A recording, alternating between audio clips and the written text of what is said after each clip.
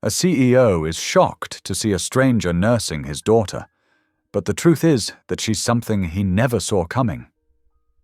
He walks into his home after a long trip and freezes. A woman he has never met is holding his sick little girl, comforting her like she's known her forever. At first, he thinks it's a break-in, or something even worse, but then the stranger looks up and says 4 words that flip his entire world upside down. She is my baby. Suddenly, this isn't just a mystery. It's a battle for truth, safety, and a past full of dark secrets. Because someone dangerous is searching for the stranger, and now they know where the child is too. So who is this woman? Why does the child reach for her like she's family? And what will this CEO do when the truth threatens to destroy everything he thought he knew? Will he fight for the truth? Or lose the 2 people who could save his life? Tell me in the comments where you're watching from right now, and if this story speaks to you, make sure you hit subscribe so you don't miss the next one. The late afternoon sun cast long shadows through the floor-to-ceiling windows of Thomas Ward's mansion as he pulled into the circular driveway. His shoulders felt heavy with exhaustion, and the sudden cancellation of the investor summit left him irritated. At least he could look forward to seeing Ava, his bright-eyed 2-year-old daughter, whose squeals of delight usually greeted him at the door. He loosened his tie as he entered the quiet foyer, noting the unusual stillness. "Ava?" he called out, his voice echoing off the marble floors. No pitter-patter of tiny feet answered him. A frown creased his forehead as he set down his briefcase.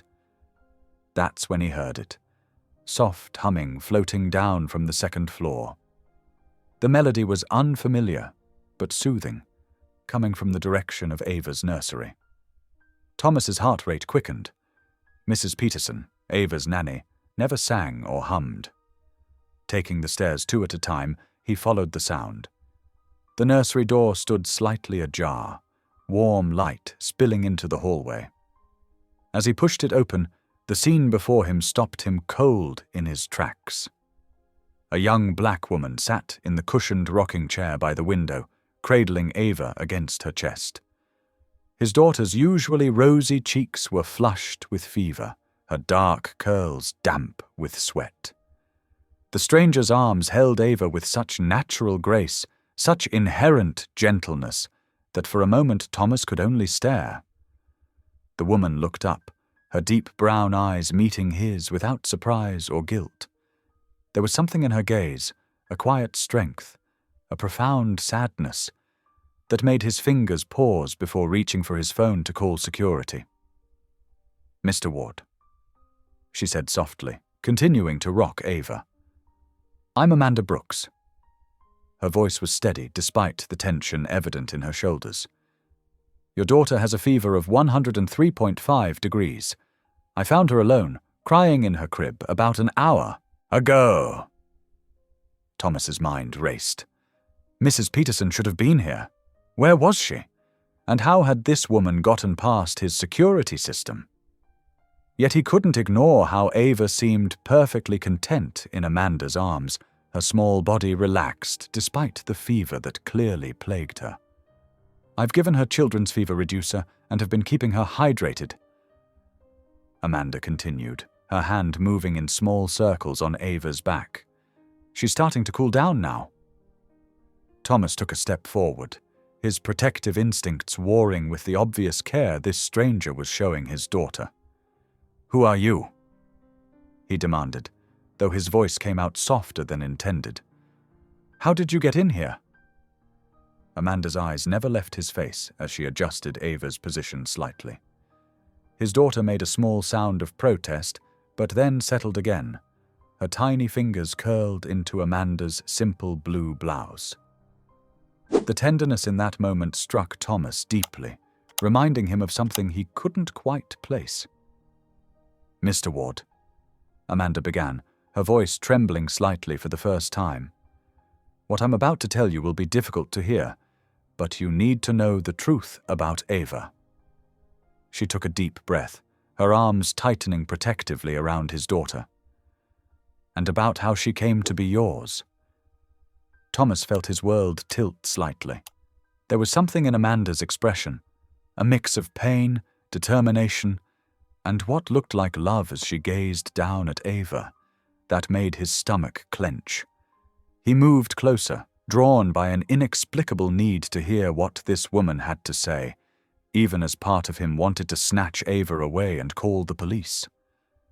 The late afternoon light caught the tears gathering in Amanda's eyes, though none fell.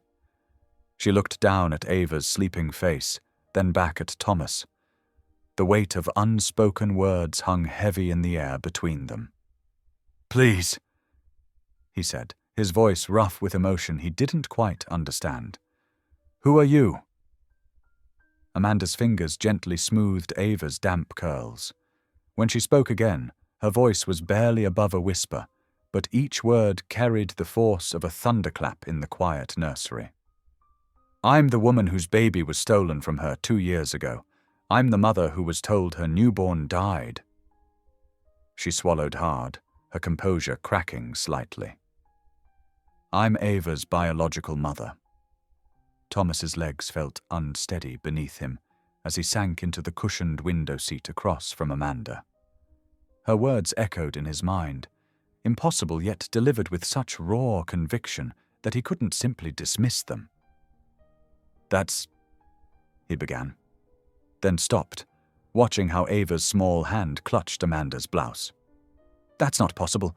We adopted Ava through a private agency. Everything was legal, documented." Amanda's eyes held a deep sadness as she continued to rock slowly. 3 years ago, I escaped from a trafficking ring in Atlanta," she said, her voice steady despite the horror of her words. "I was 8 months pregnant. The people who helped me hid me in a shelter, but when I went into labor," she drew a shaking breath, "they told me my baby died during delivery. I never even got to hold her." Thomas studied her face, noting for the first time the similarities between this stranger and his daughter. The same delicate arch of the eyebrows, the identical curve of their lips. His heart began to pound harder.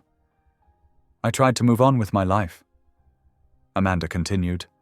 "I got a job, went back to school, then last month I saw her face." She met Thomas's gaze. "Your divorce was in the news. There was a photo of you leaving the courthouse with Ava. I knew immediately. She looks exactly like my mother did in old photos. The same dimple when she smiles, the same curls." Ava stirred in Amanda's arms, her fever-flushed face turning towards her chest. "Mama," she murmured sleepily, snuggling closer. The word hit Thomas like a physical blow. Ava had never called Grace Mama, despite all their attempts to encourage it. Yet here she was, using the word so naturally with a complete stranger. "I hired a private investigator," Amanda said softly, her hand moving in gentle circles on Ava's back. "He traced the adoption back to Grace's connection with someone named Jennifer Voss. She runs an illegal adoption network, Mr. Ward. She works with trafficking rings, selling babies to wealthy families who don't want to wait through normal channels." Thomas stood abruptly, pacing the length of the nursery. His mind raced through memories of the adoption process. Grace had handled everything.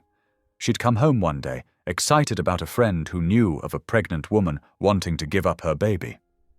The paperwork had seemed legitimate, but he'd been so busy with the company's expansion. "I have proof," Amanda said, reaching carefully into her bag while maintaining her hold on Ava. She withdrew a folder and held it out to him. "Medical records from the shelter. DNA test results comparing my profile to a sample from Ava's discarded juice box. Police reports from when I escaped. News articles about Jennifer Voss's suspected trafficking connections." Thomas took the folder with trembling hands. The documents inside were devastating in their authenticity. Hospital photos of a pregnant Amanda, police statements, DNA results showing a 99.9% probability of maternal relation. He pressed the intercom button on the wall. Miles, come to the nursery, now." Within moments, his head of security appeared in the doorway, hand instinctively moving toward his concealed weapon when he saw Amanda. Thomas shook his head slightly, and Miles relaxed his stance, though his eyes remained alert. "I need you to verify these," Thomas said, handing Miles the folder. "Everything. Her identity, the shelter records, the police reports. Call every contact you have. I want to know if this is real within the hour." Miles glanced between Thomas and Amanda, then at Ava sleeping peacefully in the stranger's arms. His expression softened slightly as he noted how naturally the child rested against her. "Yes, sir, I'll handle it personally." After Miles left, silence filled the nursery. Thomas watched Amanda continue to rock his daughter, possibly their daughter, his world tilting on its axis. Everything he thought he knew about his family, about Grace, about the adoption that had brought such joy to his life, was crumbling around him. "She recognized me," Amanda whispered, more to herself than to Thomas. "The moment I walked into this room, she reached for me." She knew. Tears finally spilled onto her cheeks. "I thought she was dead. For 2 years, I thought my baby was dead." Thomas moved closer, drawn by the raw pain in her voice. He could see Ava's chest rising and falling in the peaceful rhythm of sleep, her fever finally breaking under Amanda's careful attention. The tenderness between them was undeniable, as was the physical resemblance that seemed more striking with each passing moment. "You can stay," he found himself saying, surprising them both. "Until we verify everything. You can stay with her." Amanda looked up at him, gratitude and relief washing over her features. "Thank you," she breathed. I'm not here to disrupt your life, Mr. Ward. I just needed to know she was alive, to see her happy and safe." But Thomas barely heard her words. His mind was already racing ahead, thinking of Grace, of the adoption, of all the questions he should have asked. He watched Amanda press a gentle kiss to Ava's forehead, the gesture so natural it made his chest ache. Everything he believed about his family had just been thrown into question. As the evening light faded outside the nursery windows, Thomas Ward stood in silent witness to a reunion he never could have imagined, waiting for Miles to confirm what his heart was already beginning to accept: that the woman rocking his daughter to sleep was telling the truth, and nothing in his life would ever be the same. The first rays of dawn crept through the window of Thomas Ward's home office, where he had spent most of the night reviewing documents and making calls. His usually pristine desk was cluttered with papers, adoption records, police reports, and the folder Amanda had given him. Dark circles shadowed his eyes as he pushed back from his desk, his expensive chair creaking in protest. The aroma of coffee drifted up from the kitchen below. Thomas paused at the top of the stairs, listening to the soft melody of "Amazing Grace" floating through the morning air. Amanda's voice was gentle, meant only for Ava's ears, but it carried an underlying strength that made his chest tighten. He descended the stairs slowly, each step measured and hesitant. The scene that greeted him in his kitchen stopped him in his tracks. Amanda sat at the breakfast nook, spooning oatmeal into Ava's waiting mouth. His daughter was still in her pink butterfly pajamas, dark curls wild from sleep, giggling as Amanda made quiet airplane noises with each spoonful. "Good morning, Mr. Ward," Amanda said, not looking up from her task. Her voice carried the same steady calm as the night before, but Thomas noticed the slight tremor in her hands as she reached for a napkin to wipe Ava's chin. "Morning," he managed, moving to the coffee maker. The routine of preparing his morning coffee gave him something to focus on besides the domestic scene playing out behind him. Did you sleep at all?" Amanda's soft laugh held little humor. "Not much, but I'm used to that." She paused, then added quietly, I spent a lot of sleepless nights wondering where she was, if she was safe, if she was loved. Thomas turned, leaning against the counter with his coffee cup gripped too tightly. Tell me, he said, the words coming out more like a plea than a command. Tell me everything. Amanda took a deep breath, her eyes never leaving Ava as she continued feeding her. After I escaped, I was placed in a shelter for trafficking survivors. I was 7 months pregnant, terrified, and convinced they would find me. She wiped a bit of oatmeal from Ava's cheek. When I went into labor, there were complications. I passed out from blood loss, and when I woke up, her voice cracked slightly. They told me my baby didn't make it. Ava reached for Amanda's face, as if sensing her distress. Mama sad? The toddler asked, her small hand patting Amanda's cheek. The simple gesture brought fresh tears to Amanda's eyes. No, baby. Mama's okay now, she whispered, pressing a kiss to Ava's palm. Thomas watched the interaction, his coffee growing cold in his hands.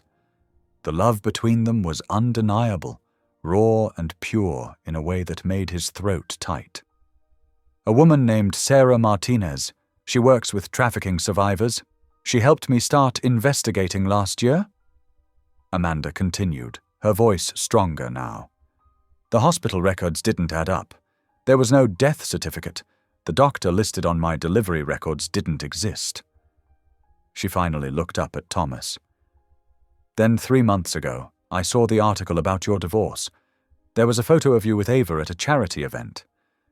I knew the moment I saw her face. The kitchen fell silent, except for the soft clink of Ava's spoon against her bowl. Thomas set his coffee down, running a hand over his face. Grace handled everything, he said, more to himself than Amanda. She said it was a private adoption, that the mother was a friend of a friend who wanted to remain anonymous. The paperwork looked legitimate. I never questioned. Jennifer Voss, Amanda said, the name coming out like a prayer for strength. She's the connection. Sarah found evidence linking her to similar cases. Babies sold to wealthy families, paperwork falsified, biological mothers told their children died. Her hands were shaking more now, but her voice remained steady. I'm not here to cause trouble, Mr. Ward. I had to know she was alive. I had to see her face. The intercom buzzed, making them both jump. Miles's voice came through, professional but urgent. Sir, I have preliminary findings. You'll want to see this. Thomas pressed the button. Come to the kitchen. Miles entered moments later, his usually impeccable appearance showing signs of an all-night investigation. He nodded respectfully to Amanda before turning to Thomas. The DNA results are legitimate, sir. I've verified them through 3 separate labs. The police reports match records from both the department and the shelter. And he hesitated, glancing at Amanda. We found 4 other cases with similar patterns, all involving Jennifer Voss and all connected to private adoptions arranged by Mrs. Ward. Thomas gripped the counter behind him, his knuckles white. The weight of this truth, that his ex-wife had knowingly participated in human trafficking, that his beloved daughter had been stolen from a mother who nearly died bringing her into the world, threatened to bring him to his knees. Dada? Ava's voice cut through his thoughts. She was looking at him with concern, her little brow furrowed. Dada sad too? He moved to the breakfast nook, kneeling beside her chair. No, sweetheart. Daddy's just thinking. He brushed a curl from her forehead, noting how her fever had completely broken under Amanda's care. Mr. Ward? Amanda began, her calm facade finally cracking. Fear crept into her voice as she gripped her hands together in her lap. Please don't send us away. I know this is impossible. I know it's asking too much, but... Tears spilled down her cheeks. She's my baby. I never stopped loving her, never stopped praying for her. Thomas looked at Miles, who gave a slight nod. She's clean, sir. No criminal record, no suspicious connections. Everything in her story checks out. After a long moment, Thomas stood. You can stay. Another night, at least. Until we know what to do. The relief that flooded Amanda's face was almost painful to witness. Thank you, she whispered, quickly wiping away her tears. She turned back to Ava, who was reaching for another spoonful of oatmeal. Would you like me to sing again, sweet girl? Ava nodded enthusiastically, and Amanda's voice filled the kitchen once more, this time with "This Little Light of Mine." Thomas watched them for a moment longer before retreating to his office, Miles following close behind. That evening, Thomas stood in the hallway outside Ava's nursery. Amanda's voice drifted through the partially open door as she prayed over their sleeping daughter. Lord, keep her safe, Amanda whispered. Protect her heart, guide her steps. Thank you for letting me find her. Thank you for this miracle I never dared to hope for. Thomas leaned against the wall, letting her words wash over him. In less than 24 hours, his world had been turned upside down.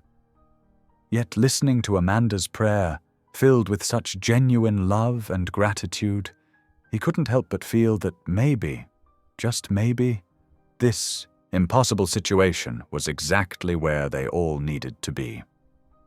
The autumn sun hung low in the afternoon sky as Thomas paced his office, phone pressed to his ear. Each ring seemed to stretch longer than the last until finally, Grace's voice came through. Thomas, this is unexpected. Her tone was carefully neutral, but he could hear the underlying tension. We need to talk about Ava's adoption. Thomas kept his voice steady despite the anger churning inside him. I need the truth, Grace, all of it. There was a pause, then a nervous laugh. What do you mean? We went through perfect promise adoptions, everything was completely legal. Stop! Thomas cut her off. Amanda Brooks is here. The sharp intake of breath on the other end told him everything. I don't know who that is. Don't lie to me. Thomas's voice rose sharply. He forced himself to take a deep breath, conscious of how sound carried in the mansion. Jennifer Voss, the fake paperwork, the trafficking ring. Did you know what you were really doing when you arranged this? Grace's voice trembled. It wasn't like that. Jennifer assured me everything was legitimate. She said the mother wanted privacy, wanted a better life for her baby. She trailed off, the excuse sounding hollow even to her own ears. The mother nearly died giving birth. They told her our daughter was dead. Thomas's words came out like ice. How much did you pay them, Grace? Only silence answered him. How much? $200,000. Grace whispered. But Thomas, I swear I didn't know. I was desperate. After the miscarriages, I wanted to give you a family. Thomas closed his eyes, fighting back waves of nausea. You bought a stolen child. Please, Thomas, I'll make it right. I'll call my lawyers. He ended the call, unable to listen to any more excuses. Through his office window, he could see into the garden where Amanda sat with Ava on a blanket, surrounded by fallen leaves. Mrs. Chen, his longtime housekeeper, approached them with a tray of apple slices and milk. Thomas watched as Mrs. Chen settled beside them, her usually reserved demeanor softening as she watched Amanda help Ava arrange leaves by color. The 3-year-old was completely at ease, leaning back against Amanda as if she'd always belonged there. Beautiful sight, isn't it? Miles spoke from the doorway, making Thomas start slightly. What have you found? Thomas asked, turning away from the window. Mrs. Chen reports that Ava hasn't had a single tantrum since Amanda arrived, usually has at least 2 or 3 by now. Miles stepped further into the office. Cook says the same. Ava's eating better than she has in months. Even finished her vegetables at lunch. Thomas nodded, remembering the constant battles over food. And the security sweep? Everything's clean. No suspicious vehicles or persons in the area. Miles hesitated. Sir, about Ms. Brooks. Her story checks out completely. The hospital records, the police reports, even her DNA. She's not lying about any of it. The sound of laughter drew Thomas's attention back to the window. Ava had dumped a handful of leaves over Amanda's head, and both were giggling as Mrs. Chen helped brush them away. The scene stirred something in his chest, a warmth he hadn't felt since before Grace left. Hours later, after Ava had been tucked in for the night, Thomas found Amanda in the family room. She sat in the window seat, gazing out at the darkened garden. She started walking at 11 months. Amanda said softly as he approached. At least that's what her developmental records show.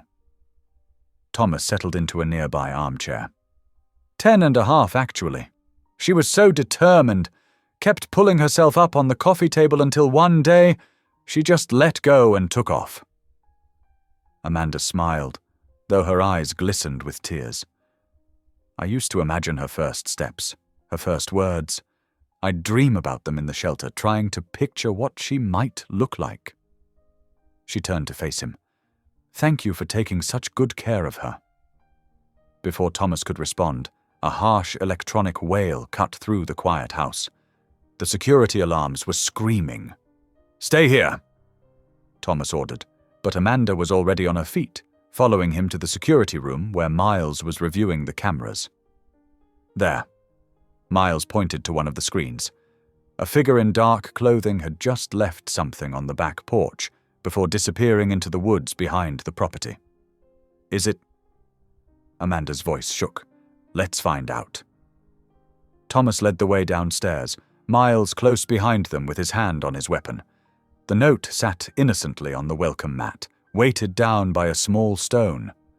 Thomas pulled on a latex glove from the security kit by the door before picking it up. The message was typed in plain black letters. Return what belongs to us. Thomas turned to Amanda, seeing his own fear reflected in her eyes. The trafficking ring had found her. Found them. And they wanted Ava back. Amanda's hands flew to her mouth, stifling a sob. The simple peace they'd found over the past day and a half shattered like glass, leaving only sharp edges and rising panic. Miles. Thomas's voice was deadly calm. Lock down the house. Call in the backup team. No one gets near Ava's room. The head of security was already moving, speaking rapidly into his radio as he initiated emergency protocols. But Thomas barely heard him. His focus was entirely on Amanda, who stood trembling before him, arms wrapped tightly around herself as if trying to hold herself together. In that moment, Thomas realized with crystal clarity that he wasn't just protecting his daughter anymore. Amanda, this gentle, strong woman who had survived hell to find her child, was now under his protection too. And he would die before he let anyone hurt either of them. The security alarms continued their piercing wail as Miles moved through the mansion with practiced efficiency, directing his team through his earpiece. Alpha Team, secure the perimeter. Beta Team, I want eyes on every approach. Nobody gets within 100 yards of this house. Thomas guided Amanda back inside, his hand steady at her elbow. Her whole body trembled, but her first words were about Ava. We need to check on her, she whispered urgently. Mrs. Chen is with her, Thomas assured her, but led the way upstairs anyway. They found Ava still sleeping soundly, her small chest rising and falling peacefully. Mrs. Chen stood guard by the window, curtains drawn tight. Take them to the safe room, Miles instructed, appearing in the doorway. I'll have the team sweep the grounds again. Thomas nodded, gathering the sleeping Ava, while Amanda quickly packed a small bag with necessities. The safe room was a fortified space in the basement, equipped with everything needed for an extended stay. As the heavy door sealed behind them, Thomas laid Ava gently on the small bed. "Now," he said, turning to Amanda, "I need to know everything." Amanda sank into one of the chairs, her hands clasped tightly in her lap. "The Silver Chain Syndicate," she began, her voice barely above a whisper. "That's what they call themselves. They don't just traffic people. They're involved in illegal medical research, organ trading, experimental treatments." She drew a shaky breath. "When they discovered I was pregnant, everything changed. They ran tests, kept me isolated. I heard them talking about genetic markers, about how valuable the baby would be." Thomas sat across from her, his expression grave. "What kind of genetic markers?" "Something rare, something they could use in their research." Amanda's eyes filled with tears. "I didn't understand all of it, but I knew I had to get out. I escaped when I was 8 months pregnant, but they found me at the hospital after I gave birth. They told me—" Her voice broke. "They told me my baby died. I believed them for 3 years. Until you saw Ava's picture." Thomas finished quietly. Amanda nodded, wiping her eyes. "At first I thought I was imagining things, but then I started digging, working with a survivor advocate. We found patterns, connections. The private adoption agency Grace used, it was a front for Silver Chain. And now they're back," Thomas stated, his jaw clenching. "They started leaving messages a month ago, at my apartment, my workplace, my church." Amanda's hands shook as she hugged herself. "I've been running, staying with different safe houses, but they always find me. When I finally confirmed Ava was here—" She looked at her sleeping daughter. "I had to come. I had to make sure she was safe." Thomas stood, pacing the confined space. The logical part of his brain was already calculating risks, resources, legal angles. But something deeper was driving him now, an instinct he hadn't known he possessed. "They won't touch her," he declared, his voice hard with conviction. "Either of you. I'll call in every favor, use every resource I have. The Silver Chain Syndicate isn't going to hurt my family." Amanda looked up at him, startled by the word family and the fierce protection in his voice. Thomas himself seemed surprised by the intensity of his declaration. Miles's voice came through the intercom, making them both jump. "Perimeter is secure, sir. No signs of additional intruders, but we are maintaining high alert. I've contacted local law enforcement and our private security contractors." "Good," Thomas responded. "Keep me updated." The hours crawled by. They took turns watching over Ava, who miraculously slept through most of the night, only waking once for water and cuddles before drifting off again in Amanda's arms. Thomas observed them in the dim light of the safe room. Amanda's head had finally drooped against the wall, exhaustion winning out over fear. Ava was curled against her chest, one small hand gripping Amanda's shirt, even in sleep. They looked peaceful despite the circumstances, like two pieces of a puzzle finally fitted together. Moving quietly, Thomas retrieved a soft blanket from the storage cabinet. As he draped it over them, careful not to disturb their rest, he was struck by how natural it felt. This instinct to protect and care for them both. The fierce determination he'd expressed earlier hadn't faded. If anything, it had grown stronger as he watched them sleep. For years, Thomas had built his life around logic and control. Emotions were messy, unpredictable things that got in the way of clear thinking. But now, watching Amanda and Ava, he realized some things transcended logic. The need to keep them safe, to preserve the gentle bond between mother and daughter, to fight against the evil threatening them. These weren't logical decisions.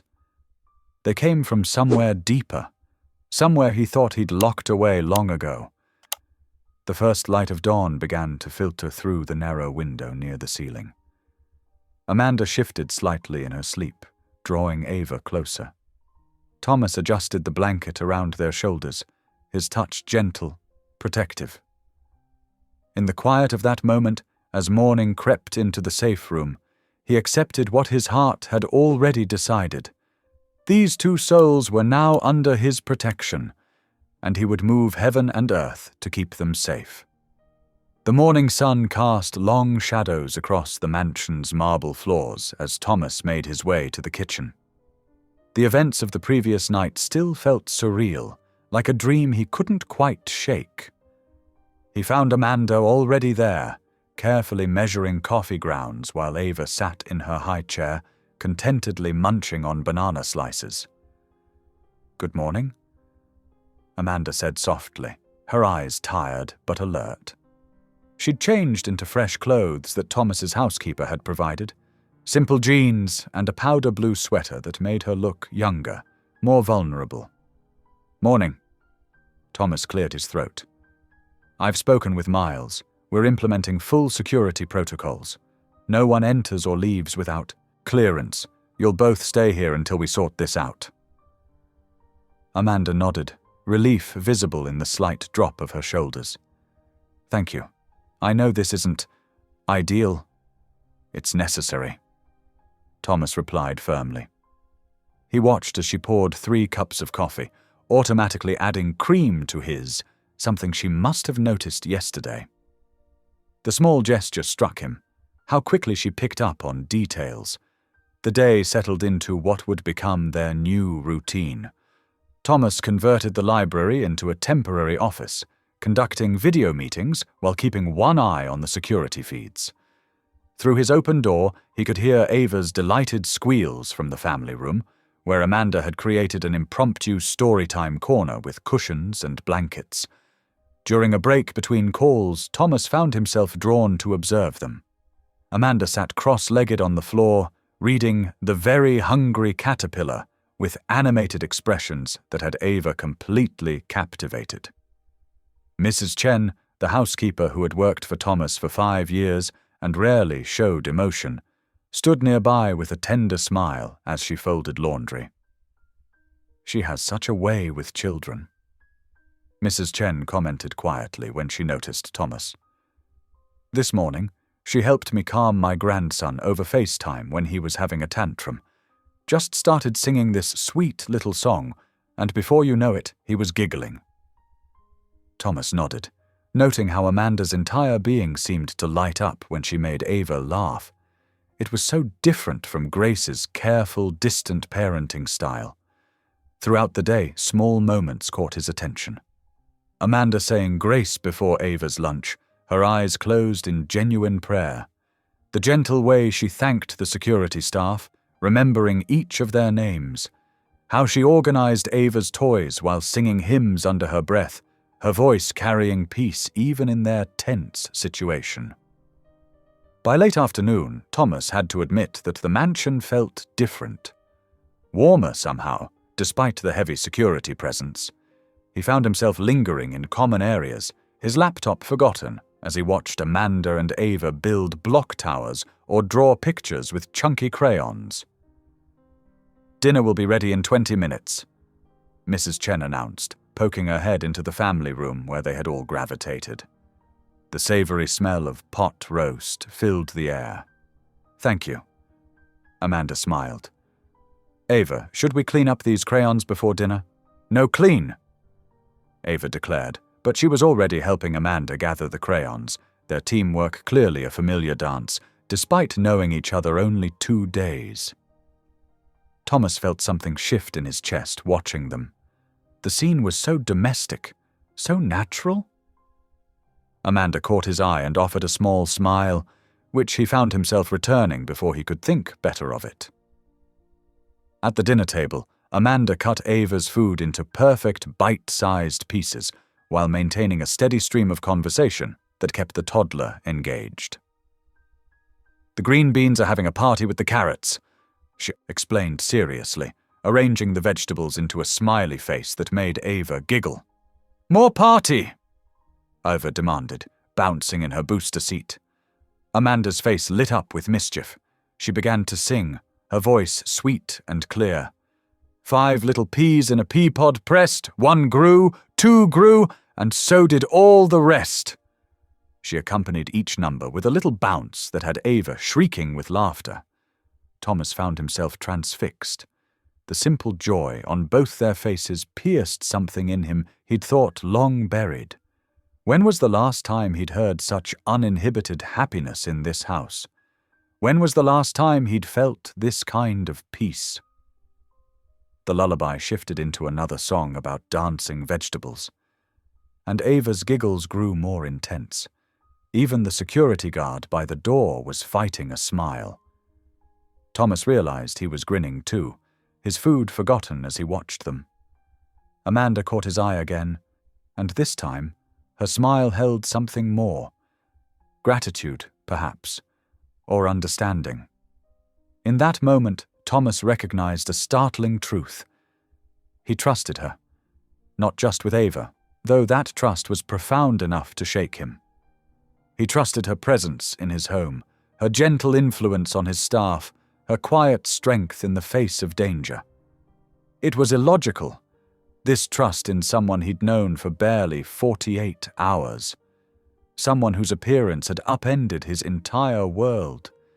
Yet watching her now, her head bent close to Ava's as they shared some private joke, Thomas couldn't find it in himself to doubt her. The warmth in his chest expanded, unfamiliar, but not unwelcome. "More sing?" Ava demanded, and Amanda obliged with another verse about dancing carrots. Their laughter filled the dining room, chasing away the shadows of fear that had haunted them since the previous night's threat. Thomas sat back in his chair, letting the moment wash over him, aware that something fundamental had shifted in his carefully ordered world, and finding, to his surprise, that he didn't mind at all. The morning sun filtered through the kitchen windows as Amanda stirred honey into her tea. Thomas sat across from her at the breakfast nook, his coffee untouched. The house was quiet, Ava still asleep upstairs, the staff giving them privacy for what they both knew would be a difficult conversation. Amanda wrapped her hands around the warm mug, drawing strength from its warmth. "I grew up in Charleston," she began softly. "Our church was everything to us. Potlucks every Sunday, youth group on Wednesdays, choir practice where my mama taught me all the old hymns." A ghost of a smile crossed her face. "We didn't have much, but we had love. Community." Thomas leaned forward slightly, his usual businesslike demeanor softened by genuine concern. "When I was 19, this woman came to speak at our career day. She talked about opportunities in Chicago, jobs in hospitality, housing included, career training." Amanda's voice grew distant. It sounded like a miracle. "Mama had just lost her job, and my little sister needed braces." She paused, taking a careful sip of tea. "The first red flag was when they took my phone at the training facility. Said it was policy during orientation. Then they took my ID, my credit cards. Said they'd keep them safe." Her hands tightened around the mug. "By the time I realized what was happening, I was trapped." Thomas's jaw clenched, but he remained silent, giving her space to continue. "They moved us around a lot. Hotels, private homes, sometimes worse places." Amanda's voice remained steady, though her eyes grew distant. "There were other girls, so many of them, some barely 16. I was one of the older ones, so I tried to look after them. Braided their hair, taught them hymns, anything to keep hope alive." She drew a shaky breath. "There was this girl, Sarah, reminded me so much of my sister. When Maria, another woman who'd been there longer, started planning an escape, Sarah and I were supposed to go too, but the night we tried..." Amanda's voice finally broke. "Only Maria and I made it out. I still don't know what happened to Sarah, to any of them." Thomas reached across the table, hesitating before gently touching her hand. The gesture, though awkward, carried genuine compassion. "I was already pregnant by then," Amanda continued after a moment. "Maria got me to a shelter, but the stress, the trauma, I went into labor early. They told me..." Her voice caught. They said my baby didn't make it. I believed them because, why wouldn't I? But Maria, she never stopped looking. Even after she helped me get back on my feet, get my GED, she kept digging. How did she find out about Ava? Thomas asked quietly. Social media. Your divorce made headlines, and there was this picture of you with Ava at some tech conference. Maria recognized her immediately. She has my mother's eyes, my smile. She showed me the adoption date. It matched perfectly. Thomas ran a hand over his face, looking suddenly aged. I never questioned it. Grace handled everything through a private agency, said it was better that way, more discreet. I just signed the papers. You had no way of knowing, Amanda said gently. I should have known. The cost alone should have raised red flags. And Grace, she was so insistent on handling it all herself. He stood abruptly, pacing the kitchen. I was too focused on the company, on the next acquisition. I didn't want to look too closely at anything that might slow things down. Their conversation paused as Miles entered, carrying a thick folder. Mr. Ward, I have those documents you requested. He placed the folder on the table, nodding respectfully to Amanda before stepping back. Thomas opened the folder, scanning the contents. His face grew increasingly grim. DNA results, birth records, hospital documents, clearly falsified now that I'm actually looking at them. He looked up at Amanda. Everything matches your story. Everything. Amanda closed her eyes briefly, relief and pain mingling on her face. I never stopped loving her. Even when I thought she was gone, I loved her every single day.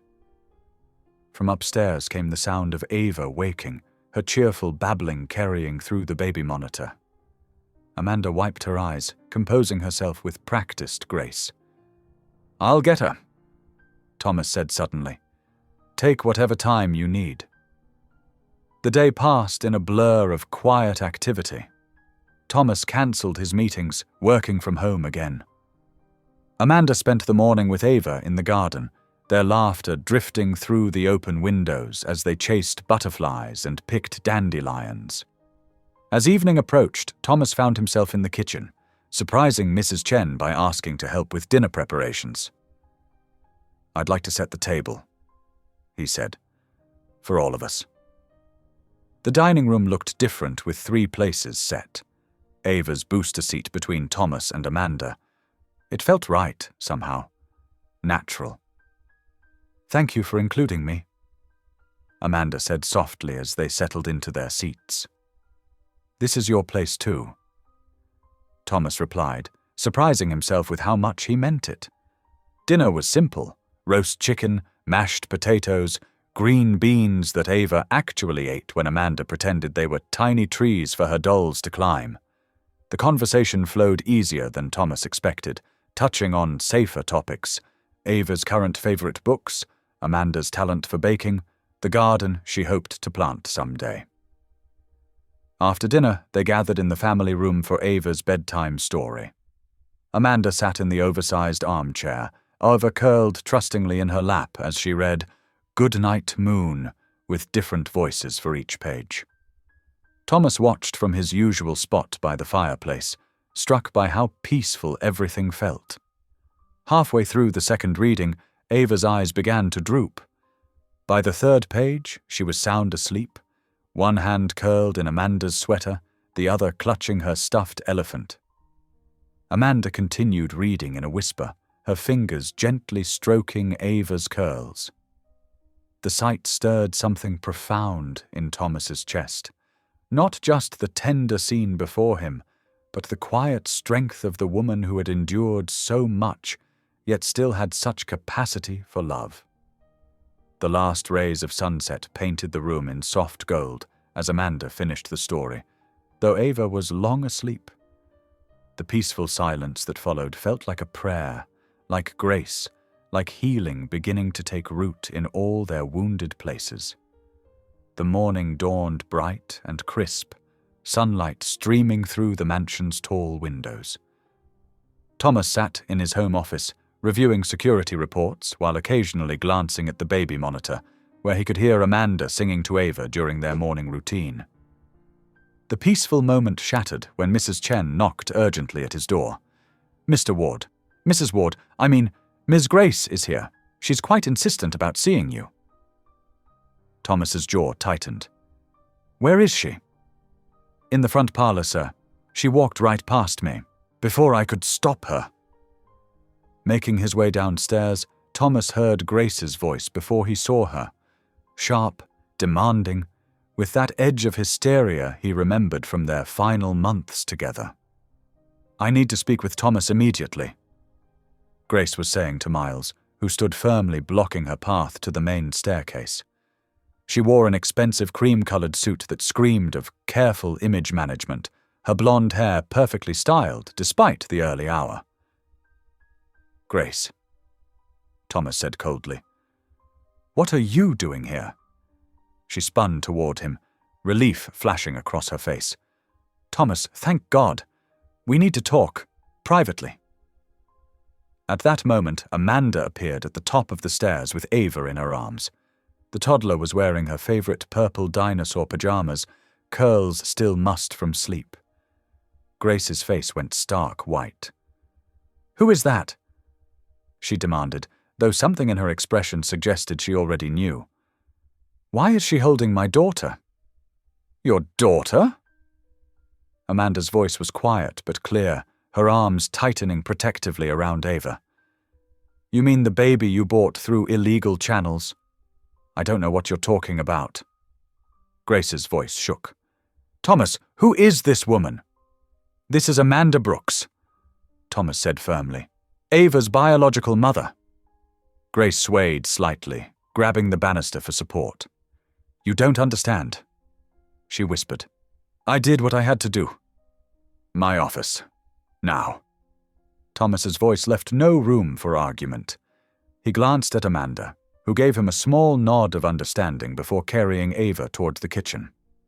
Once inside his office, Grace paced like a caged animal while Thomas closed the door. "Explain," he demanded. "Everything." "Our marriage was falling apart," Grace began, words tumbling out. "You were always working, barely home. When we started the adoption process, it was taking forever. The waiting lists, the home studies, the bureaucracy. I was watching my chance at motherhood slip away. So you went outside the system." Thomas's voice was dangerously quiet. Grace's chin lifted defensively. "I found someone who could help. A broker who specialized in private adoptions. She promised everything would be legal, just expedited. For an astronomical fee," Thomas added, "which you insisted on handling yourself." "I didn't know." Grace's composure cracked. "I mean, I suspected something wasn't quite right, but I convinced myself it was fine. The paperwork looked legitimate. The story about the mother wanting a closed adoption seemed reasonable." "The mother," Thomas growled, "was a trafficking victim who thought her baby had died. Do you have any idea what you've done? The trauma you've caused?" "I was desperate," Grace cried. "Our marriage was crumbling. I thought a baby would fix everything. Would make you stay home, make you love me again." Thomas stared at her, truly seeing for the first time the depth of her self-absorption. "You used an innocent child as a band-aid for our failing marriage. You participated in human trafficking, Grace. There's no justifying that." "I didn't know it was trafficking," she protested weakly. "You didn't want to know," he corrected. "Just like you didn't want to know where the broker got her babies, or why everything had to be cash transactions, or why we couldn't meet the birth mother." Grace sank into a chair, mascara tracking down her cheeks. "What are you going to do?" "My lawyers are already working with the FBI. The broker you used is part of a larger investigation into the Silver Chain Syndicate." Thomas's voice was cold. "You'll need to cooperate fully." Unknown to them, Amanda had passed by the office door at that moment, Ava on her hip. She caught fragments of their conversation, enough to piece together the story of her daughter's journey from her arms to this house. Instead of lingering, she quietly continued down the hall, choosing to give them privacy for this painful reckoning. Hours later, after Grace had left and the house had settled into an uneasy quiet, Thomas found Amanda in the garden. Ava was already in bed, and Amanda sat on a stone bench, looking up at the stars. "I owe you an apology," Thomas said, sitting beside her, "for Grace's actions, for my blindness, for all of it." Amanda was quiet for a long moment. "I forgive her," she said finally. Thomas turned to her, startled. "How can you possibly forgive what she did?" "Not for her sake," Amanda explained softly. "For mine. Holding on to anger would only poison my own heart, and Ava needs me whole." She touched the simple cross necklace she always wore. "Besides, her actions, however wrong, led me here, led me back to my daughter." Thomas sat in stunned silence, humbled by her capacity for grace. The moonlight silvered Amanda's profile as she continued gazing at the stars, and something stirred in his chest. An unfamiliar warmth he wasn't ready to name. After a while, Amanda stood. "I need some fresh air. I think I'll walk around the garden for a bit." Thomas watched from the window as she made her way along the illuminated path, her arms wrapped around herself in the cool evening air. The sight of her, so strong yet so gentle, so wounded yet so gracious, awoke feelings he had long thought dormant. He pressed his hand against the cool glass, fighting the urge to join her, to comfort her, to— He turned away abruptly, refusing to complete the thought. Some things were better left unnamed, at least for now. Sunlight streamed through the kitchen windows as Thomas watched Amanda prepare Ava's breakfast. The morning light caught the soft curls framing her face, and he found himself struck by the peaceful domesticity of the scene.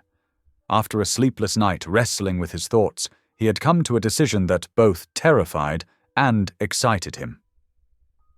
"Amanda," he said, clearing his throat, "could we talk for a moment?" She turned from where she was cutting fresh strawberries into tiny pieces for Ava. "Of course."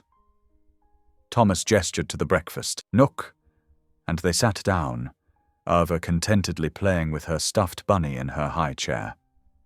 "I've been thinking," he began, then paused, choosing his words carefully.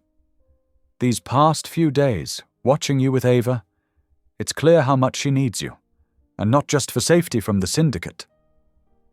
Amanda's hands clasped tightly in her lap, but her expression remained carefully neutral. "I'd like you to stay," Thomas continued, "not temporarily, but as a permanent part of Ava's life. We can figure out the details, living arrangements, everything, but she deserves to have her mother in her life." Tears welled in Amanda's eyes, but she blinked them back. "Are you sure? This isn't just about safety anymore." "I'm sure," Thomas said firmly. "I've seen how she lights up around you, how naturally you understand her needs. She's happier than I've ever seen her." Amanda looked over at Ava, who was now attempting to share her strawberries with her stuffed bunny. "I want to stay more than anything," she admitted softly. "But I need to be honest. I'm scared, not just of the syndicate, but of letting myself believe this could be real, that I could actually have this life with her." Thomas reached across the table, surprising himself by covering her hand with his own. "It's real. We'll make it real." The morning unfolded into a new routine. After breakfast, they took Ava to the garden for playtime. Amanda showed Thomas how to make daisy chains, something she'd learned from her grandmother. Ava toddled between them, collecting flowers with serious concentration. "Like this," Amanda demonstrated, her fingers deftly splitting the stems. "My grandmother used to say every flower chain was a prayer made visible." Thomas fumbled with the delicate stems, but found himself enjoying the simple activity. My childhood wasn't exactly filled with flower chains. He admitted. It was all schedules and achievements. It's never too late to learn new ways of being, Amanda said gently, placing a completed daisy crown on Ava's head. The toddler beamed, touching the flowers with wonder. Lunchtime brought another shared meal, and Thomas found himself lingering at the table instead of rushing back to his home office. Amanda had made simple sandwiches, but the act of eating together felt profound. Ava insisted on feeding herself, making a glorious mess but grinning with pride. "You're doing so well, sweet girl," Amanda encouraged, wiping strawberry jam from Ava's chin. "Such a big girl." That afternoon, while Ava napped, Thomas and Amanda sat in the living room, planning how to make this arrangement work. They discussed converting the guest suite into Amanda's permanent space, ensuring she had her own private area while remaining close to Ava. "I want you to feel at home here," Thomas insisted, "not like a guest or an employee." Amanda nodded, touched by his thoughtfulness. "Thank you. That means more than I can say." After Ava woke, they spent the afternoon in the playroom. Amanda introduced Thomas to the games and songs that seemed to come so naturally to her. When Ava became fussy before dinner, Amanda began singing a soft lullaby. "Hush now, my darling. Be still now and rest. Angels are watching, keeping you blessed." To Thomas's surprise, he found himself humming along, the simple melody awakening something long dormant in his soul. Ava's eyes lit up at hearing her father join in, and she clapped her tiny hands in delight. "Again!" she demanded. "Again, Papa!" Amanda caught Thomas's eye and smiled encouragingly. Together, they sang the lullaby once more, their voices blending in the quiet room. Thomas felt something in his chest loosen, as if a wall he hadn't known existed was gently crumbling. During dinner preparation, Amanda taught him the full lyrics while Ava played with her blocks nearby. "My mother used to sing this to me," she shared.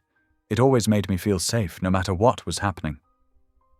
Thomas watched her stir the pasta sauce, noting how she seemed more relaxed than he'd seen her yet. "You make this place feel like a home," he said quietly. "I didn't even realize how empty it was before." Just then, Ava looked up from her blocks and said clearly, "Home." They both froze, staring at her. "What did you say, sweetheart?" Amanda asked, kneeling down beside her. "Home," Ava repeated firmly, hugging her stuffed bunny. Amanda's eyes filled with tears as she gathered Ava into her arms. Thomas joined them on the floor, his heart full to bursting.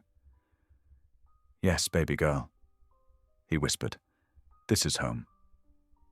That evening, they sat down to dinner together, the table set with simple plates and fresh flowers from their morning garden adventure.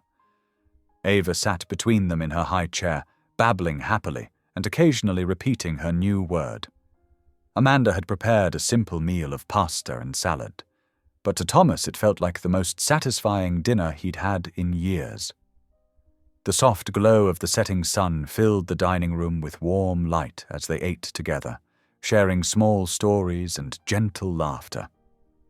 Ava managed to get more sauce on her face than in her mouth, but her joy was infectious. Thomas watched Amanda wipe Ava's hands and face with infinite patience, singing snippets of their lullaby when Ava started to fuss. In that moment, surrounded by the peaceful sounds of family dinner, Thomas felt truly content for the first time in as long as he could remember. The simple act of sharing a meal with these two people had somehow transformed his massive house into something warmer, something alive with possibility. The grandfather clock in the hallway struck 2 in the morning when Thomas jerked awake, his heart racing from a nightmare he couldn't quite remember. Something felt wrong. The mansion's silence seemed too heavy, too complete. He reached for his phone, squinting at the bright screen. No messages, but the unease wouldn't leave him. Thomas swung his legs out of bed and pulled on his robe, deciding to check on Ava. The plush carpet muffled his footsteps as he moved down the darkened hallway. Moonlight filtered through the tall windows, casting long shadows across the walls. He paused at the guest room where Amanda stayed, just across from Ava's nursery. The door was slightly ajar. "Amanda?" he whispered, pushing it open. The bed was empty, covers thrown back as if she'd left in a hurry. Her phone lay on the nightstand, its screen dark. Thomas's chest tightened. Amanda never went anywhere without her phone. She needed it to feel safe. He hurried to Ava's room next door. The toddler slept peacefully in her crib, one arm wrapped around her stuffed bunny. But no Amanda in the rocking chair where she often sat during Ava's restless nights. Thomas's phone buzzed. "Miles." "Sir." His head of security's voice was tense. "We have a breach in the outer fence, Sector 4. Motion sensors were triggered 3 minutes ago." Ice spread through Thomas's veins. "Amanda's missing from her room." "Lock yourself in with Miss Ava. I'm activating full security protocols now." Thomas scooped up his sleeping daughter, careful not to wake her, and retreated to the nursery's attached bathroom, reinforced with bulletproof walls and a heavy steel door. He settled into the cushioned corner with Ava against his chest, one hand hovering over the panic button that would seal the entire wing. His phone chimed with an encrypted message notification. With trembling fingers, he opened it. The words blazed against the dark screen. "She belongs to us. The child does too." "No," Thomas whispered fiercely. "No, no, no." He pressed the intercom, connecting to Miles. "They have her. The Silverchain Syndicate. They've taken Amanda." Security footage shows 3 figures scaling the east wall. Miles reported grimly. They knew exactly where the blind spots were. This was planned. "Find her," Thomas ordered, his voice raw. "Whatever it takes." Keeping Ava secure in one arm, he used his phone to access the house's security feeds. Every camera showed empty corridors, undisturbed rooms. But when he reached the kitchen feed, his breath caught. A cabinet door stood open, the one where Amanda kept her favorite tea. On the counter sat an abandoned mug, steam still rising. They had taken her when she went to make tea. Such a simple, ordinary moment turned horrific. "Miles' kitchen footage 20 minutes ago." The security chief accessed it remotely. "I see it. Checking exterior cameras for that time frame now." Thomas held Ava closer as she stirred slightly in her sleep. Her small face looked so much like Amanda's. The same gentle curve of cheek, the same long eyelashes. When had he memorized Amanda's features so completely? When had her presence become as essential as air? "Sir." Miles's voice was heavy. "They disabled the cameras along the east perimeter before the breach. We're blind there. Local police have been notified, but the Silverchain Syndicate was beyond local law enforcement. They all knew it."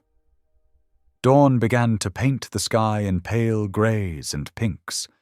Thomas stood at the nursery window, Ava still sleeping against his shoulder, and watched the light creep across his vast estate. Somewhere out there, Amanda was being taken further away with each passing moment. Amanda who sang lullabies and made flower crowns, who forgave so easily and loved so completely, who had begun to show him what family truly meant. The morning sun finally crested the horizon, flooding the room with gold. Thomas pressed his lips to Ava's curls, breathing in her baby-sweet scent, mixed with the lingering trace of Amanda's lavender lotion from their bedtime routine. "I will find your mama," he whispered to his sleeping daughter. "I promise you both." His chest ached with emotions he could no longer deny. In just days, Amanda had woven herself into the fabric of their lives, healing wounds he hadn't even known were there. Her gentle strength and unwavering faith had begun to transform not just his home, but his heart. Now watching the new day dawn with his daughter in his arms and Amanda's absence like a physical pain, Thomas made a silent vow. He would not lose her, not the woman who had brought light back into their lives, not the mother who had survived hell to find her child, not Amanda, who had somehow become essential to his own survival. The sun rose fully, painting the world in deceptively peaceful hues.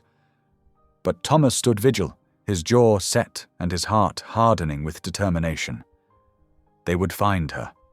They had to, because in just a few short days, Amanda Brooks had become family, and Thomas Ward protected his family at all costs. The morning sun had barely cleared the horizon when Thomas's home office transformed into a command center.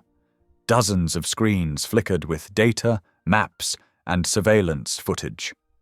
The normally pristine space now housed a revolving door of specialists, each summoned by urgent calls and promises of whatever payment they required. "I want every traffic camera within 50 miles checked," Thomas ordered, his voice hoarse from hours of giving directions. He hadn't slept since discovering Amanda's absence. "Cross-reference any vehicle movements between 2 o'clock and 4 o'clock this morning." A cybersecurity expert, a young woman with quick eyes and faster fingers, nodded without looking up from her laptop. "Already scanning, Mr. Ward. We've identified 3 potential vehicles that left the area during that window."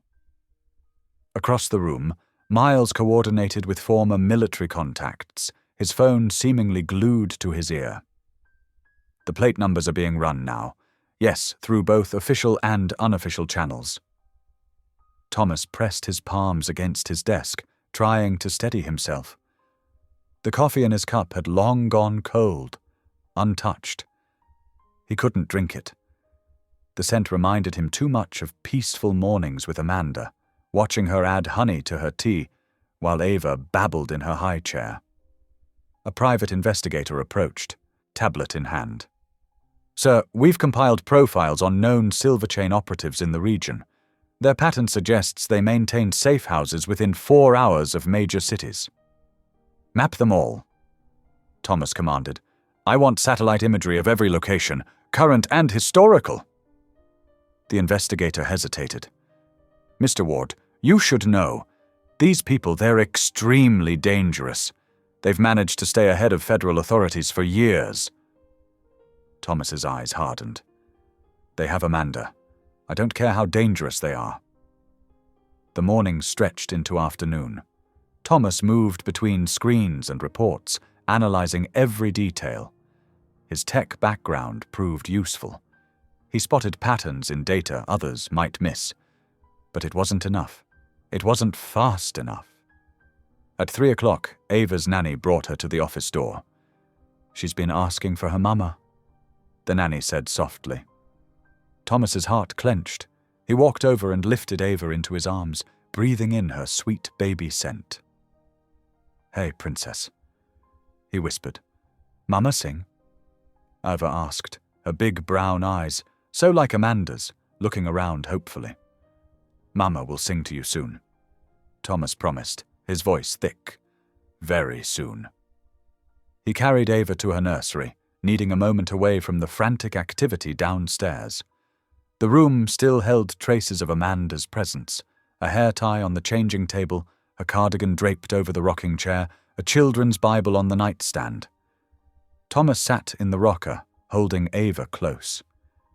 She curled against his chest, thumb in her mouth, a habit Amanda had been gently trying to break by offering substitute comfort objects. Even in that small detail, Amanda's loving wisdom showed through. "Your mama taught me so much," Thomas murmured to Ava. "About patience, about joy, about what really matters." He thought about how Amanda always paused to really listen when Ava spoke, no matter how busy she was. How she found delight in small things. Butterflies in the garden, the way sunlight caught in Ava's curls. How she lived her faith not through grand gestures, but in quiet, constant kindness. The lullaby Amanda sang every night floated through his memory. He found himself humming it softly, the simple melody carrying more meaning than he'd ever imagined possible. It was more than just a song, it was Amanda's love made audible. "Lord, keep us together," he whispered, echoing the prayer he'd heard Amanda speak so many times. The words felt foreign on his tongue. He hadn't prayed since childhood. But now they seemed like the most natural thing in the world.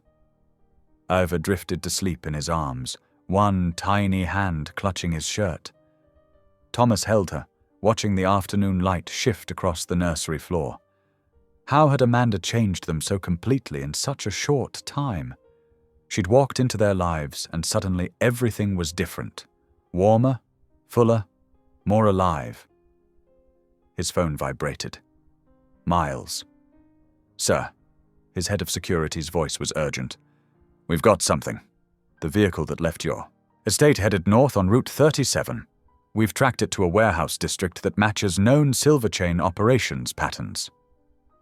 Thomas stood carefully, laying Ava in her crib. "How certain are we?" "The route aligns with 3 previous silver chain incidents, and the warehouse was purchased 6 months ago through the same shell company structure they've used before. Have the team ready in 20 minutes. Thomas ordered. "We're going." "Sir." Miles hesitated. "This should be handled by—" "I'm going, Miles." Thomas's voice left no room for argument. "They took my family." The words surprised him even as he spoke them. But they were true. Somewhere between Amanda's first gentle touch with Ava and her last quiet smile at dinner, she had become family. Her absence left a hole he couldn't ignore. Thomas leaned down and pressed a kiss to Ava's forehead. "I'm bringing your mama home," he whispered. "I promise." He straightened, squaring his shoulders. In his pocket he could feel the small silver cross Amanda had left behind. Dropped during the struggle, perhaps, or torn from her neck. He wrapped his fingers around it, drawing strength from its simple presence. Outside the nursery window, the sun was beginning to set. Somewhere out there, Amanda was waiting. Amanda who had taught him how to love again, who had shown him what family truly meant, who had filled his home with song and his heart with hope. "Hold on," he whispered into the gathering dusk. "We're coming." The black SUVs rolled out at 5 o'clock in the morning, cutting through the pre-dawn darkness. Thomas sat in the lead vehicle, his fingers wrapped around Amanda's silver cross. The tactical team, 6 highly trained operatives plus Miles, rode in perfect silence, checking equipment with practiced movements. Thomas watched the sunrise paint the sky in soft pinks and golds, so different from the harsh fluorescent light of his usual morning meetings. Had it really been only 2 weeks since Amanda first appeared in his home? The memory surfaced with startling clarity. Her gentle humming, the tender way she held Ava, that first moment their eyes met. 2 hours to target. Miles said quietly from the driver's seat. Thomas nodded, his mind drifting through the catalogue of moments he'd stored away. Amanda teaching Ava to blow kisses. The way she always touched Ava's curls when she passed by, as if reassuring herself her daughter was real. Her soft voice singing hymns in the kitchen while making breakfast. He remembered the morning she'd explained how she marked Bible verses that gave her strength. "Not because they're magic words," she'd said, "but because they remind me I'm never alone." Her faith wasn't showy or preachy. It was as natural as breathing, woven into every aspect of her life. The highway stretched endlessly ahead. Thomas thought about the evening they'd spent in the garden, watching Ava chase butterflies. Amanda had laughed, really laughed, for the first time since arriving. The sound had transformed her entire face, erasing the shadows of fear for just a moment. He'd found himself laughing too, infected by her joy. "You're good with her," Amanda had said later that night, after putting Ava to bed. "She feels safe with you." "I'm learning," he'd replied. "From you. Now, Racing toward uncertainty, Thomas realized how much he'd learned from Amanda. Patience, forgiveness, the strength found in gentleness. She'd shown him a different kind of power than the corporate force he wielded daily. Miles's voice cut through his thoughts. "Sir, preliminary surveillance confirms movement inside the warehouse. At least 8 hostiles identified."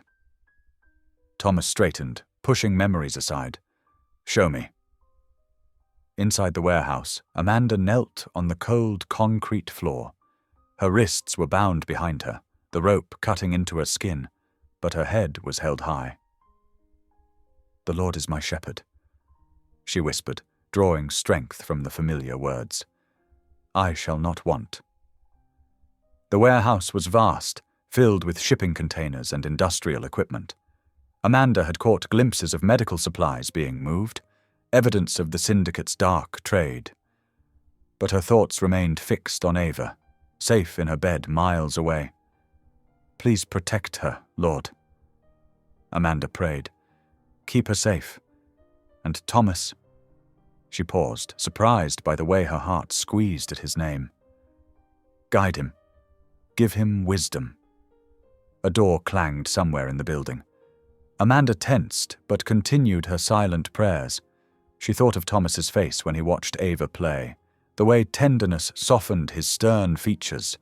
She remembered how he'd started humming along with her lullabies, probably without even realizing it. The sun climbed higher, sending shafts of dusty light through high windows. Amanda tracked its progress, marking time. She thought of mornings in Thomas's kitchen, Ava in her high chair, Thomas pretending to read reports while secretly watching them both. The way his home had begun to feel like somewhere she belonged. "Your mother's stubbornness is impressive." A cold voice interrupted her thoughts.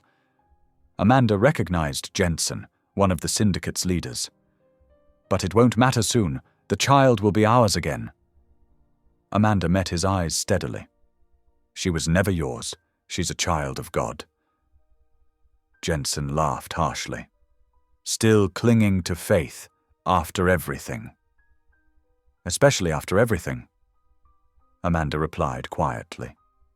Miles's team arrived at the warehouse district as evening approached. They parked the vehicles in a concealed location, setting up surveillance equipment with swift efficiency. Thomas studied the thermal imaging displays, his heart racing when he spotted a solitary figure in a chair. "Amanda.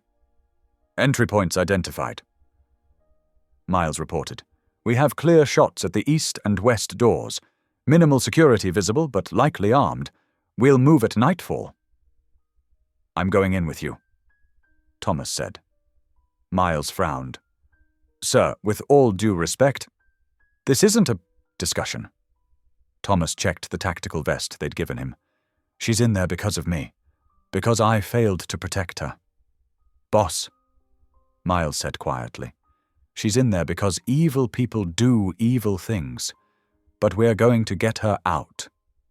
Thomas nodded, unable to speak past the tightness in his throat. The sun was setting now, painting the warehouse in deep shadows. He thought of Amanda's prayers, how she always seemed to find peace even in darkness. The tactical team moved into position. Thomas could feel the weight of the vest, the unfamiliar pressure of the earpiece. His heart thundered in his chest as he waited for Miles's signal. In the gathering darkness, Thomas closed his eyes. Amanda's quiet voice echoed in his memory. "Lord, keep us together. Please," he whispered, clutching her silver cross. "Keep us together." The signal came. Thomas took a deep breath and stepped forward, ready to face whatever waited in the shadows. The warehouse erupted in chaos at exactly 8:15 in the evening. Flashbangs exploded in brilliant bursts, followed by the crash of doors being breached simultaneously from multiple entry points. Shouts echoed through the cavernous space as the tactical team stormed in, their movements precise and coordinated. Thomas followed close behind Miles, his heart pounding so hard he could barely hear the commands being barked through his earpiece. The smell of metal and dust filled his nostrils as they moved swiftly through the dimly lit space. Ahead, he could hear panicked voices and running footsteps as the traffickers realized they were under attack. "They're moving her!" someone shouted from deeper in the building. "Loading dock, east side!" Thomas's blood ran cold. They were trying to take Amanda away. Without thinking, he broke formation, ignoring Miles's sharp warning. He ran towards the eastern corridor, guided by instinct and desperate prayer. The tactical vest felt heavy on his chest, but adrenaline pushed him forward. Through the chaos, he caught glimpses of figures fleeing, men in dark clothing disappearing into shadows, the sound of doors slamming. But Thomas had eyes only for the hallway ahead, where emergency lights cast an eerie red glow across concrete walls. Then he saw her. Amanda was being half-dragged by two men, her hands still bound. Even in the dim light, Thomas could see the determination in her face. She was fighting them every step, making their progress slow and clumsy. She hadn't given up. "Amanda!" The name tore from his throat. She looked up, eyes wide with disbelief. "Thomas?" One of the men cursed, reaching for something at his waist. But before he could draw his weapon, a member of the tactical team appeared behind him, taking him down with practiced efficiency. The second man released Amanda and tried to run, but was quickly subdued. Thomas reached her in 3 long strides, pulling out his tactical knife to cut through the ropes binding her wrists. The moment she was free, Amanda collapsed against him, her whole body trembling. "I knew," she whispered against his chest. "I knew you'd come." Thomas wrapped his arms around her, one hand cradling the back of her head. "Always," he said hoarsely. "I will always come for you." But they weren't safe yet. Miles's voice crackled through the earpiece. "Sir, we need to move, now." Thomas started guiding Amanda toward the exit, supporting her as she stumbled on unsteady legs. They were halfway down the corridor when running footsteps echoed behind them. Thomas turned to see a man charging toward them, gun raised. Everything seemed to slow down. Thomas tried to position himself between Amanda and the threat, but before he could move, a blur of motion crossed his vision. Miles appeared from a side passage, launching himself at the gunman with military precision. Both men went down in a tangle of limbs, the weapons skittering across the floor. "Go!" Miles shouted, pinning the attacker. "Get her out!" They ran. Thomas half-carried Amanda through the maze of corridors, following the exit signs that glowed faintly in the darkness. Behind them, they could hear the sounds of the operation being dismantled. Commands being shouted, zip ties being secured, rights being read. Finally, they burst through an emergency exit into the cool night air.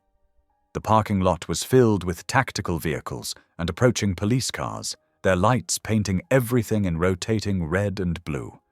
But Thomas barely noticed any of it, because a familiar voice cut through all other sounds. "Mama!" Amanda's head snapped up. There, being carried by Sarah from Thomas's security team, was Ava. The little girl was reaching out with both arms, tears streaming down her face. "My baby," Amanda sobbed, stumbling forward. "Oh God, my baby." Sarah quickly brought Ava to them, and Amanda gathered her daughter into her arms, sinking to her knees on the asphalt. She rocked back and forth, crying and whispering prayers of thanksgiving while Ava clung to her neck, hiccuping with emotion. Thomas moved without thinking, positioning himself to shield them both from the chaos still spilling out of the warehouse. He placed one hand on Amanda's shoulder and the other on Ava's back, forming a protective circle around his family. The word rose in his mind without permission, but he didn't fight it. Police sirens wailed in the distance, growing louder as more units approached. The night was alive with activity as law enforcement swarmed the area. Thomas could hear radio chatter about other locations being raided simultaneously. The entire Silver Chain network was being torn apart at the roots. Miles appeared beside them, slightly disheveled but unharmed. "Area's secure," he reported quietly. "We got them all, including the leadership. They're done." Amanda looked up at this, tears still tracking down her cheeks. "Really done?" "Really done," Miles confirmed, allowing himself a small smile. "They won't hurt anyone else." Ava reached one small hand toward Thomas, and he caught it gently in his own. The three of them stayed connected like that, Amanda holding Ava, Thomas holding them both, while red and blue lights painted the night around them, and justice finally arrived in full force. The Silver Chain Syndicate's reign of terror was ending. But for Thomas, Amanda, and little Ava, something else was just beginning to bloom. Something much stronger than the darkness they'd faced. Something that felt a lot like hope. Police cars continued to arrive, their sirens filling the night with sound and light. But in their small circle on the ground, peace had already found its home. The drive back to the mansion felt surreal. Thomas sat in the back of the armored SUV with Amanda and Ava, who hadn't stopped clinging to each other since their reunion. Streetlights flashed across their faces as they wound through the quiet suburban streets, casting alternating patterns of light and shadow. Amanda looked exhausted but refused to sleep, as if afraid this might all disappear if she closed her eyes. Ava had finally dozed off in her lap, one tiny hand still gripping Amanda's shirt. Thomas watched them both, his heart so full it felt like it might burst. When they arrived at the mansion, medical teams were already waiting. Thomas had arranged for private healthcare professionals to be on standby, knowing Amanda would need immediate attention, but might be uncomfortable in a hospital setting. "I'm fine," Amanda protested weakly, as Thomas helped her inside, still carrying Ava. "Please," he said softly. "Let them check you both. For my peace of mind, if nothing else." She relented, allowing the medical team to guide her to the living room where they had set up their equipment. Thomas pulled up a chair and sat beside them, his presence steady and unwavering. The doctors worked efficiently, checking Amanda's vital signs and examining the rope burns on her wrists. "You're dehydrated?" the lead physician said gently, "and showing signs of mild shock, but there's no serious physical trauma. We'll get you started on some fluids." As a nurse set up an IV, another doctor carefully examined the sleeping Ava, confirming she was perfectly healthy despite the stressful experience. Amanda held Thomas's gaze through her tears. "Thank you," she whispered, her voice breaking. "You saved my life." Thomas shook his head, reaching for her hand, the one without the IV. "No, Amanda, you saved mine first." He swallowed hard, struggling to find the right words. "Before you came here, I was empty, just going through the motions. You showed me what real strength looks like, what faith looks like.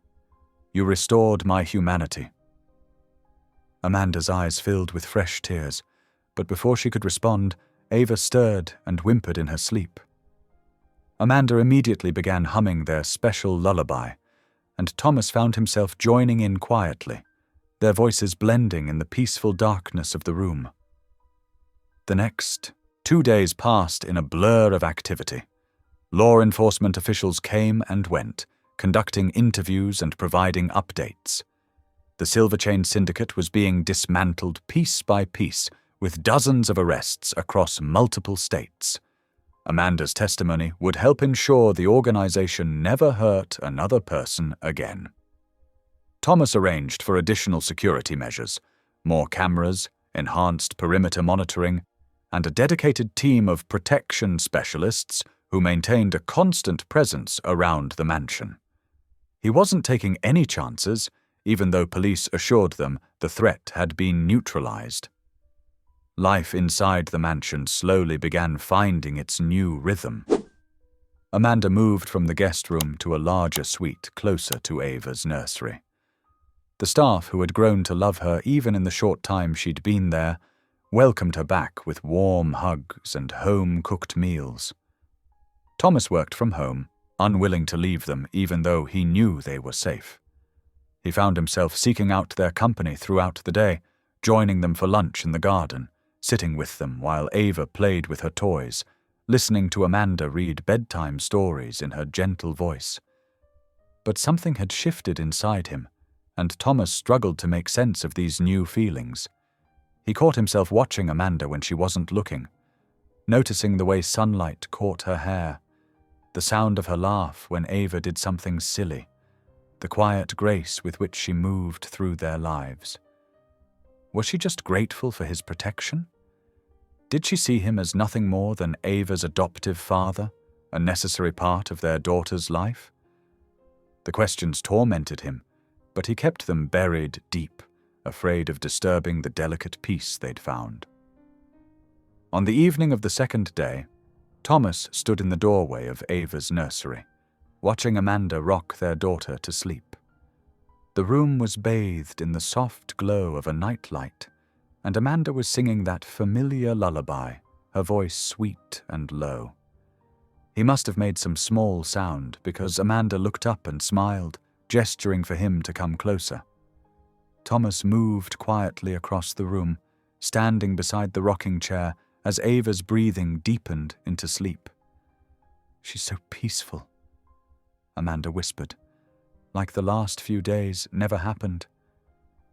"Children are resilient," Thomas replied softly, "especially when they're surrounded by love." Amanda carefully stood and placed Ava in her crib, tucking the blanket around her small form. They both stood there, watching their daughter sleep, and Thomas felt that familiar ache in his chest, the one that appeared whenever he saw them together. Without warning, Amanda's hand found his where it rested on the crib rail. Her touch was gentle, deliberate, her fingers sliding between his with natural ease. Thomas felt his breath catch in his throat, his heart hammering against his ribs. He turned his head slightly to look at her, finding her already watching him with those deep, honest eyes. The hope that bloomed in his chest was almost painful in its intensity. Amanda's hand tightened slightly around his, and in that quiet moment, surrounded by the soft sounds of their sleeping daughter, Thomas realized that some questions don't need to be asked out loud to be answered. They stood there together, hands entwined, watching over the precious life they both loved more than anything in the world. And in the peaceful silence of the nursery, that simple touch said everything that words couldn't. The early morning sunlight painted golden streaks across the mansion's manicured lawn as autumn settled firmly into the landscape. 2 weeks had passed since the rescue, bringing with them a flurry of legal proceedings, police interviews, and life-changing decisions. Thomas stood at his office window, reviewing the final documents that had arrived that morning. The papers confirmed what they had all hoped for. Amanda was now legally recognized as Ava's biological mother, with full protective status granted by the courts. The trafficking investigation had provided irrefutable evidence of her claims, and the justice system had moved swiftly to right the wrongs of the past. He watched as Amanda pushed Ava on the garden swing, their laughter carrying through the glass. His daughter wore a tiny purple sweater against the morning chill, her dark curls bouncing with each gentle push. Amanda sang softly, the same sweet lullaby that had become the soundtrack of their shared lives. Thomas straightened his collar and took a deep breath. The past 2 weeks had given him clarity he never expected. Every morning he woke hoping to hear Amanda's voice. Every meal felt incomplete without her presence, and every night he found himself lingering in doorways just to watch her with Ava. The empty spaces in his life that he'd tried so hard to fill with work and success now had names: Amanda and Ava. He stepped out onto the garden path, autumn leaves crunching beneath his feet. Amanda looked up at his approach, her smile warming him more than the morning sun. "Good morning." she called softly, still pushing Ava, who squealed with delight at each forward swing. "Good morning," Thomas replied, his voice gentle. "Would you like to take a walk with me? The gardens are beautiful this time of year." Amanda nodded, helping Ava down from the swing. "Sophie," she called to one of the staff members nearby, "would you mind watching Ava for a few minutes?" Sophie hurried over, already reaching for Ava's hand. "Come on, sweetheart. Let's go find some pretty leaves for your collection." Thomas and Amanda fell into step together along the winding garden path. The morning air was crisp, carrying the scent of autumn flowers and fallen leaves. They walked in comfortable silence until they reached the rose garden, where Thomas had asked the gardeners to maintain a bench surrounded by late-blooming flowers. "The papers came through this morning," Thomas said, turning to face her. "Everything's official now. You're legally recognized as Ava's mother, and the protective status ensures you'll both be safe." Amanda's eyes filled with tears. "I still can't believe it's real. Sometimes I wake up thinking it was all a dream." "It's very real," Thomas assured her, taking her hands in his. They were warm, despite the cool morning air. "Amanda, these past weeks, they've changed everything for me." She looked up at him, her expression open and vulnerable. "For me, too." "When you were taken," Thomas continued, his voice rough with emotion, "I realized something. My life before you came here was empty.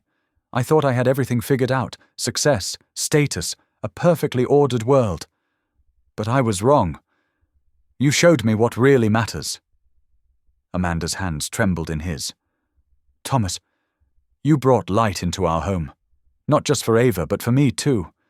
Your strength, your faith, your capacity for love even after everything you've been through. It humbles me. And He paused, gathering his courage. "I cannot imagine my life without you in it." Tears spilled down Amanda's cheeks.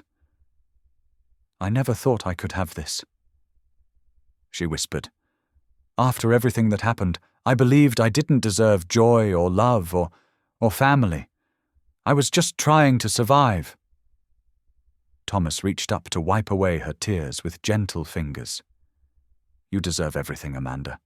Joy, safety, love, all of it. You deserve a home where you never have to be afraid again. You deserve to watch our daughter grow up surrounded by love and peace." "Our daughter?" Amanda's voice wavered. "Yes," Thomas said firmly. "Ours. Amanda, I want to build a home with you and Ava. Not because of obligation or circumstance, but because I've fallen in love with your beautiful soul, because you make me want to be better, to love deeper, to have faith in things I can't see." Amanda stepped closer, her eyes shining. "I never thought I could feel this way again. Safe, cherished, hopeful. You've given me back my daughter, my freedom, my future. But more than that, you've shown me that love doesn't have to hurt, that family can be gentle and kind." Thomas drew her into his arms, feeling her trembling against him. She fit perfectly there, as if she'd always belonged.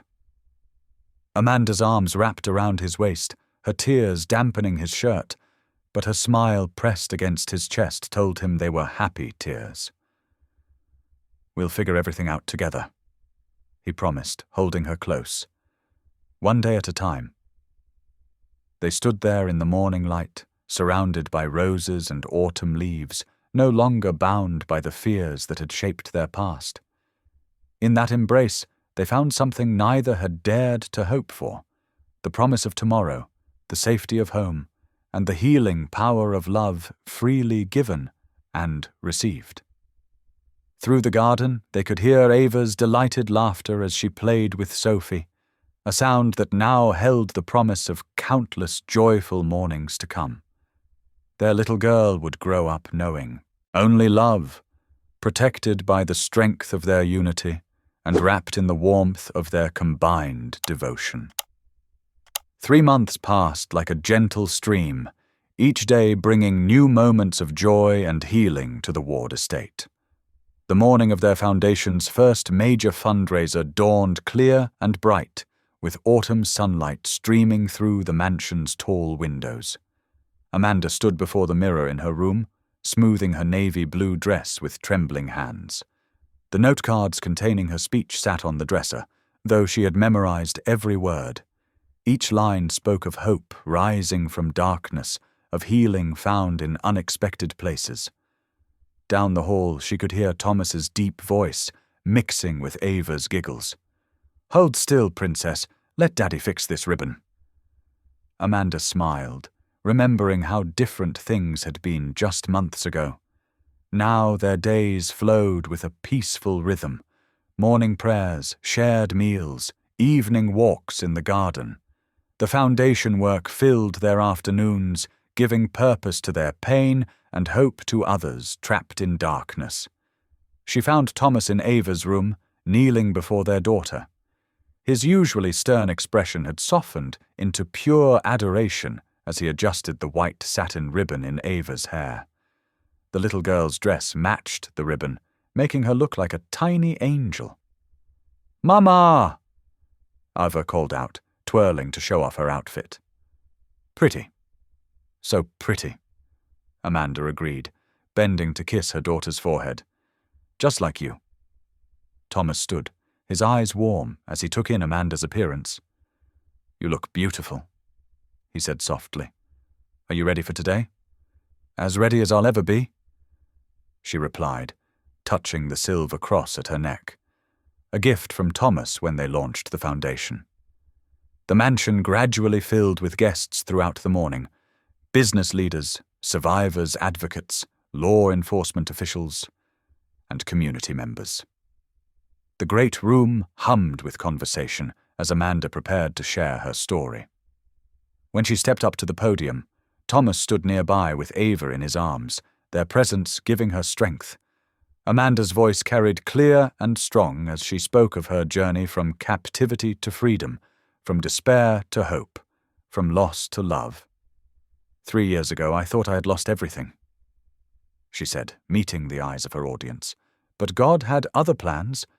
He led me to my daughter and to a man whose heart was big enough to embrace us both. Now we want to help others find their way home too." Throughout the event, guests approached to share their support. Many were moved to tears by Amanda's courage and Thomas's humility in using his resources to protect others. Ava charmed everyone she met, her innocent joy a reminder of why their work mattered. As the sun began to set, the last guests departed, leaving behind promises of support and partnership. The foundation's launch had exceeded their hopes, opening doors for more survivors to find healing and safety. Thomas, Amanda, and Ava settled onto the back porch, watching the first fireflies of evening dance across the lawn. Ava squealed with delight, chasing the tiny lights while staying within her parents' sight.